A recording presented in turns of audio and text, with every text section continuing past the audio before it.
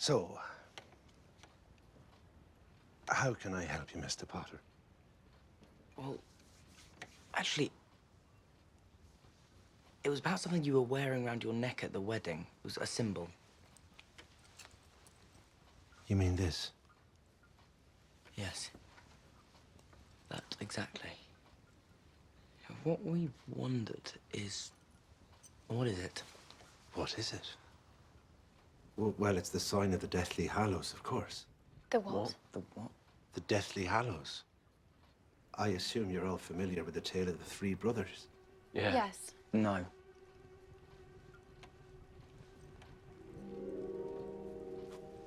I have it in here.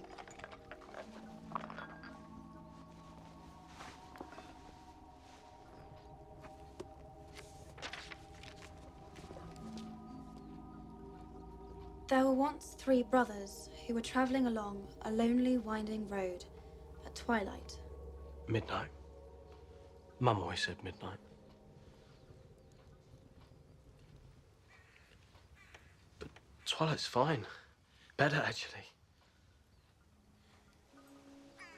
Do you want to read it? No. There were once three brothers who were traveling along a lonely, winding road at twilight. In time, the brothers reached a river too treacherous to pass.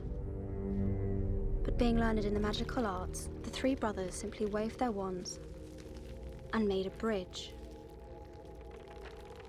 Before they could cross, however, they found their path blocked by a hooded figure.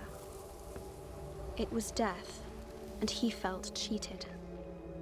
Cheated because travelers would normally drown in the river, but Death was cunning. He pretended to congratulate the three brothers on their magic and said that each had earned a prize for having been clever enough to evade him. The oldest asked for a wand more powerful than any in existence, so Death fashioned him one from an elder tree that stood nearby. The second brother decided he wanted to humiliate Death even further and asked for the power to recall loved ones from the grave. So Death plucked a stone from the river and offered it to him. Finally, Death turned to the third brother. A humble man, he asked for something that would allow him to go forth from that place without being followed by Death.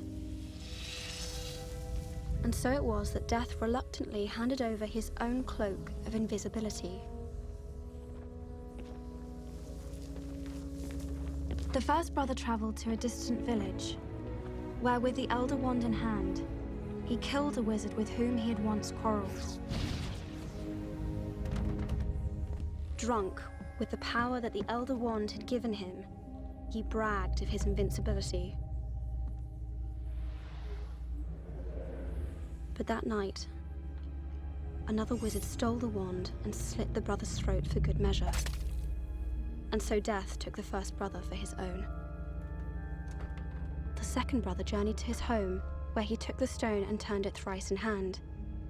To his delight, the girl he had once hoped to marry before her untimely death appeared before him. Yet soon she turned sad and cold, for she did not belong in the mortal world. Driven mad with hopeless longing, the second brother killed himself so as to join her. And so Death took the second brother. As for the third brother, Death searched for many years but was never able to find him. Only when he attained a great age did the youngest brother shed the cloak of invisibility and give it to his son. He then greeted Death as an old friend and went with him gladly, departing this life as equals.